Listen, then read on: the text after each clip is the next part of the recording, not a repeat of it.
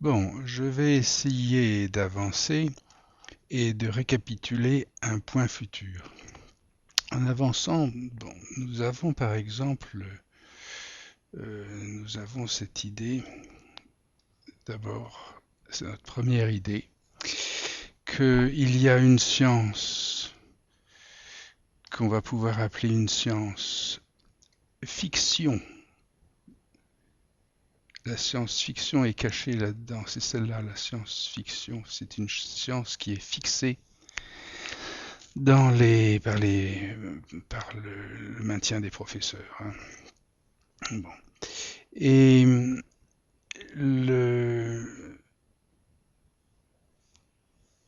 et nous avons appelé une autre science une science fonction.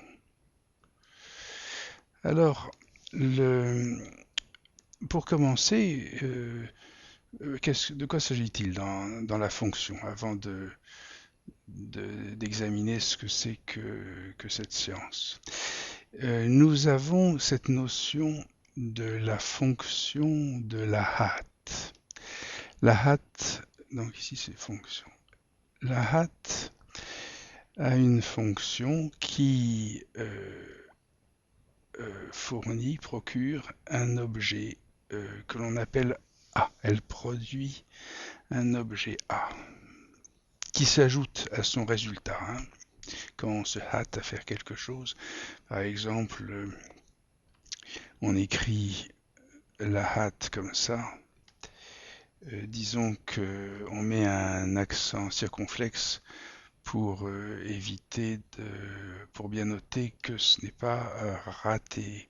Le fait de le faire à la hâte, ce n'est pas de répéter quelque chose, mais c'est de se dépêcher. Alors je me dépêche et donc ça c'est notre première notion. La seconde notion que nous avons, c'est qu'on ne sait pas bien se débrouiller de ce qu'on ne sait pas, de ce qui est négatif.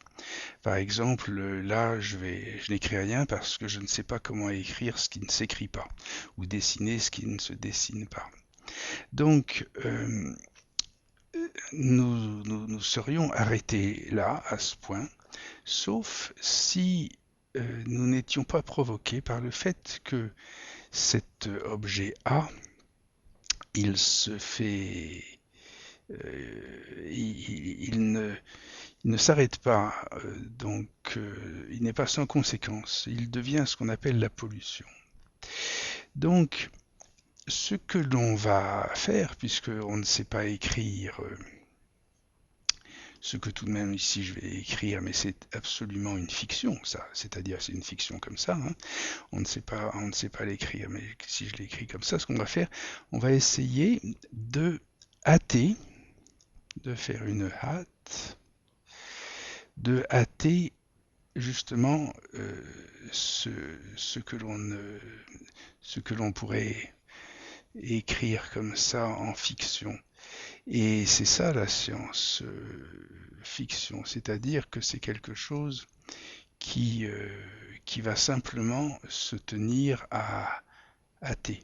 Et ça, c'est la science fonction. Évidemment, mon stylo ne marche pas très bien, hein, mais enfin bon, on aura compris. Alors ça, ce sont les deux grands points, hein, A et B.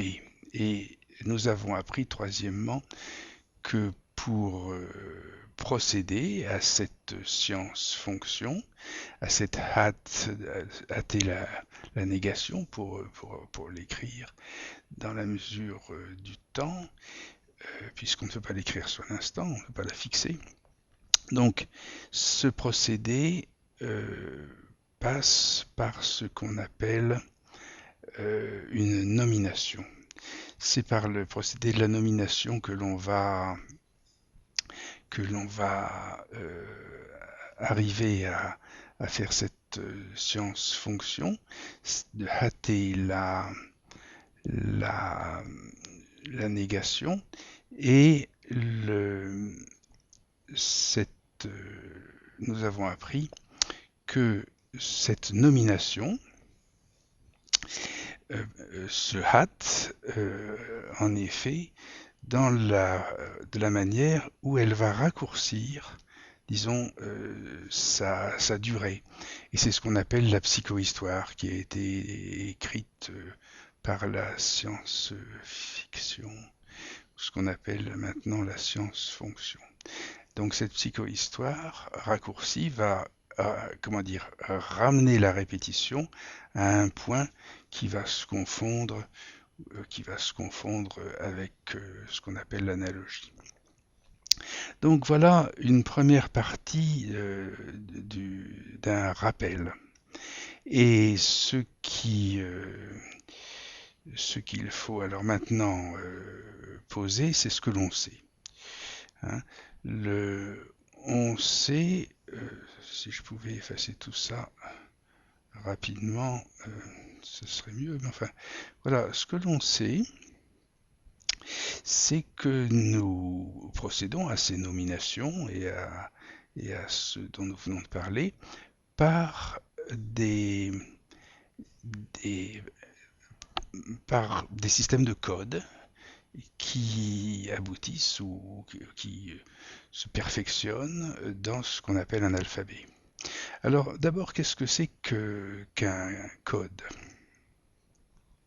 Alors voilà, nous savons que, enfin comment ça se procède un alphabet? Nous savons que nous avons des éléments et que ils vont être,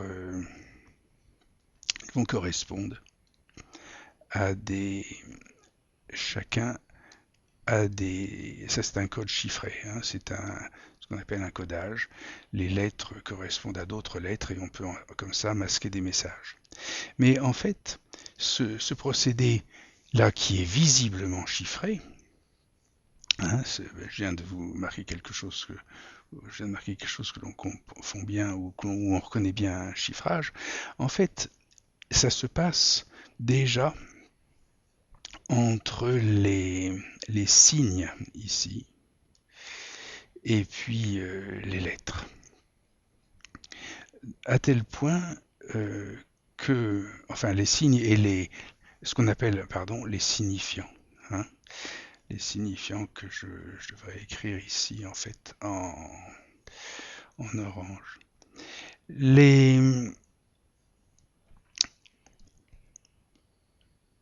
ceci n'est pas encore l'alphabet.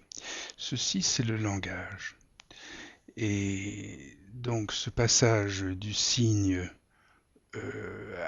au signifiant, avant que ce soit la lettre, j'étais un peu précipité, j'étais à la hâte là, à écrire la lettre. En fait, ici, nous avons ce qu'on peut appeler donc le langage.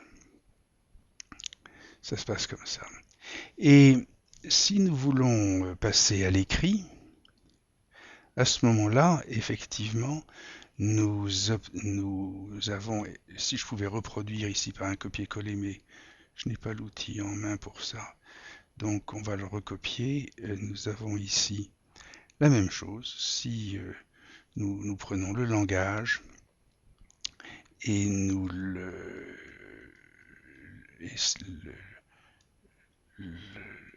l'écrivons cette fois-ci avec des lettres, nous avons pu le faire parce que ces termes, soit les signes, les éléments qui sont marqués par des signifiants, ces signifiants deviennent des lettres quand les termes dans chaque domaine, hein, ou dans chaque niveau, sont ordonnés. Par exemple, sont écrits dans une convention, une convention d'ordre, et donc ils sont s'ajoutent à la série des éléments quelque chose qui leur est interne, qui est la relation entre les éléments de cette série. Et là, nous avons l'écrit, ce que c'est qu'un écrit, et à partir de ce moment-là, tout à l'heure nous avions le langage, mais maintenant nous avons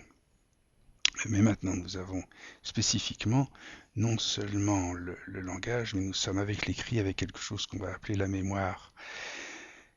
Et c'est-à-dire que cette mémoire, elle va comporter, c'est quelque chose que, évidemment, le premier langage est aussi une mémoire, mais on ne sait pas trop si les animaux ont une mémoire, même et, au point, enfin, propre à rendre compte de cette mémoire euh, écrite telle que, évidemment, la biologie elle-même y arrive, puisqu'il s'agit de, par exemple, de l'ADN.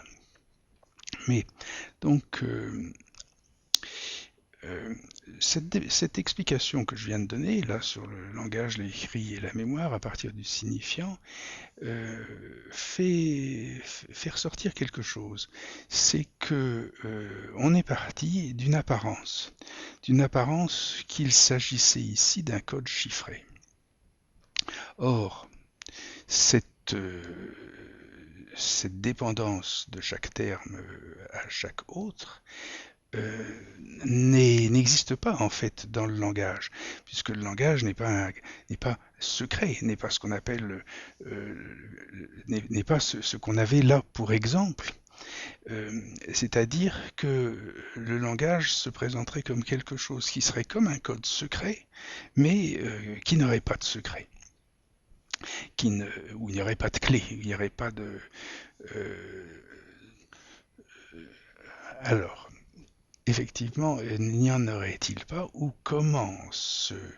disons, comment opère quelque chose qui serait analogue à une clé, mais qui ne serait pas celle que l'on voit visiblement dans les opérations donc de maquillage et de chiffrage de messages secrets, hein. Alors, cela voudrait dire que a, le langage a un code en soi. Eh bien, avançons là-dessus pour essayer de voir un petit peu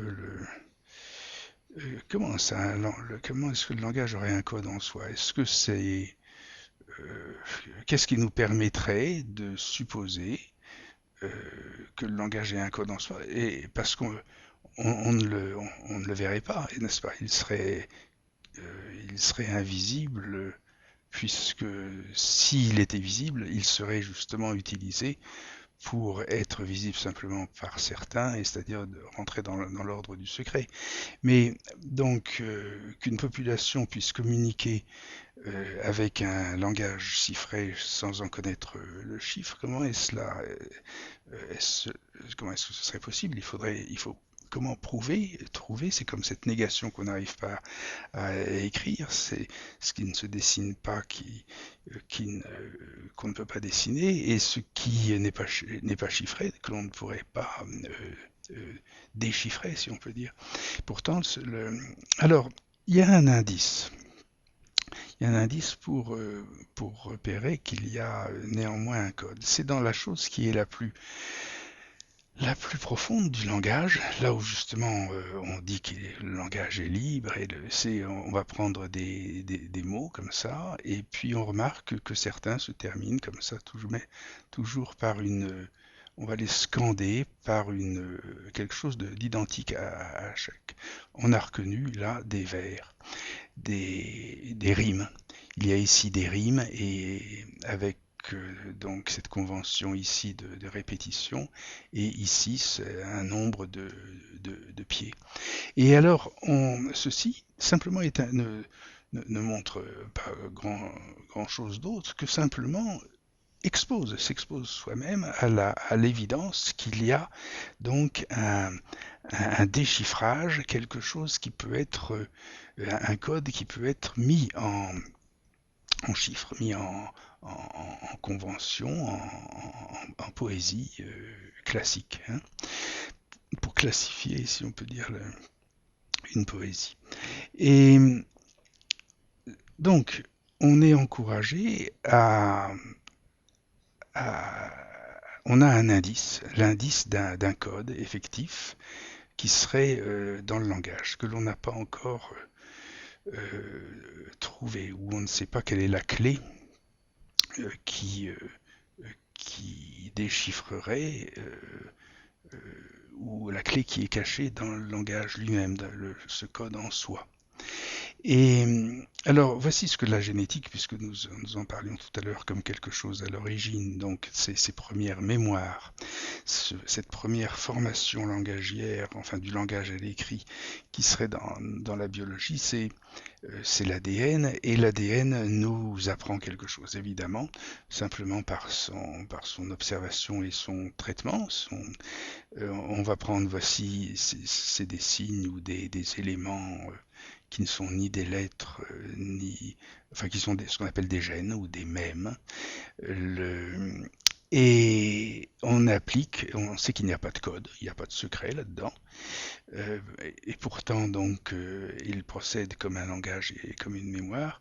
Et nous pouvons le pénétrer par ce qu'on appelle le séquençage. Alors le séquençage se passe comme ça, c'est-à-dire que nous les prenons par exemple 3, puis 2, et ici 4, ici un terme, et ici nous avons quelque chose qui correspond, par exemple la prise par 3 correspond à ces phénomènes de translation ou d'attribution que l'on a trouvé dans l'alphabet ou dans l'écriture archaïque ou dans l'écriture habituelle. Dans le séquençage, l'ADN nous apprend qu'en fait, il procède d'un certain type de, là on vient de voir, 3, 2, par 4, etc. Mais on peut séquencer autrement. On peut prendre les éléments dans une autre séquence et en fait nous avons une autre série de gènes, une autre série opératoire qui peut lire l'ADN et nous pouvons en avoir comme ça plusieurs où une combinaison d'un certain nombre de ces mêmes forme des gènes. Là en bleu on a les mêmes et ici on a ce qu'on appelle les gènes qui sont qui montrent ici, qui font un exemple où au lieu d'avoir ce qu'on avait ici une espèce d'ordre de table d'attribution qui sont celles des codes chiffrés. Dans l'ADN, l'ADN nous apprend qu'il peut exister des couches sémantiques entre les les trois lectures génétiques que j'ai faites ici de ce génome. Et alors, voici à quoi nous aboutissons. Sur cette piste, sur la piste du séquençage et de la manière dont on voit qu'il peut y avoir un usage de l'alphabet, parce que ce sont des lettres que finalement ces gènes vont traduire en mots. Hein.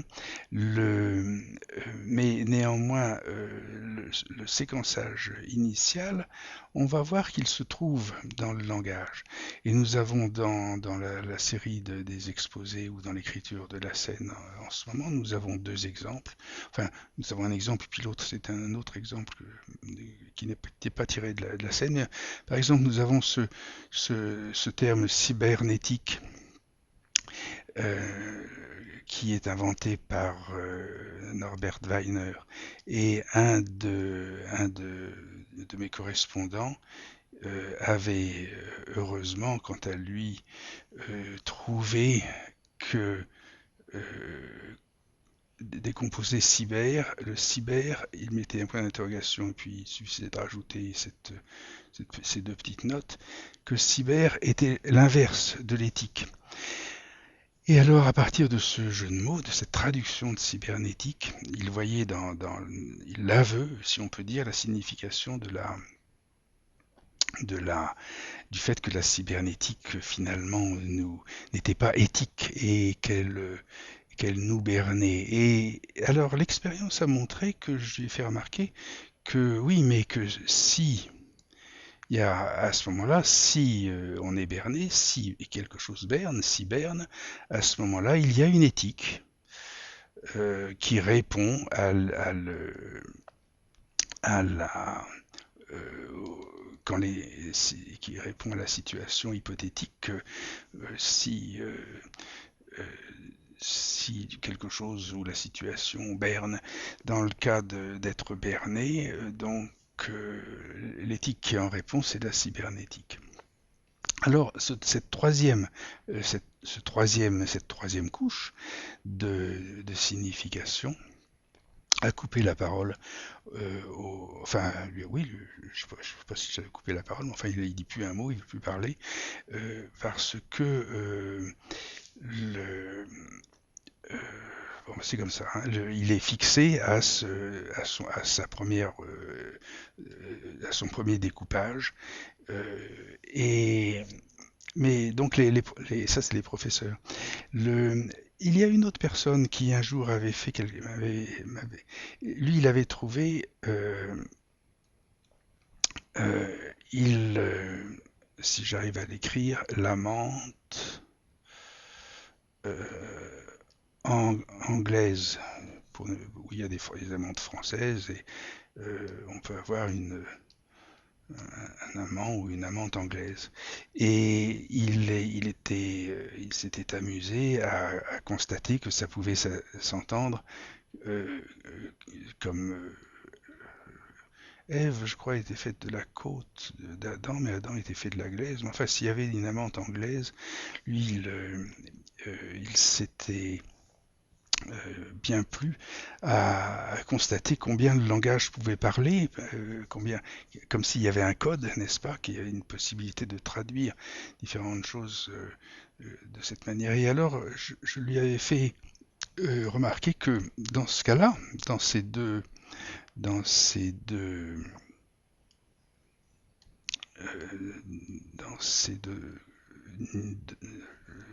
couches qu'il avait réalisées, on voyait que l'âme, je faisais remarquer que c'était l'âme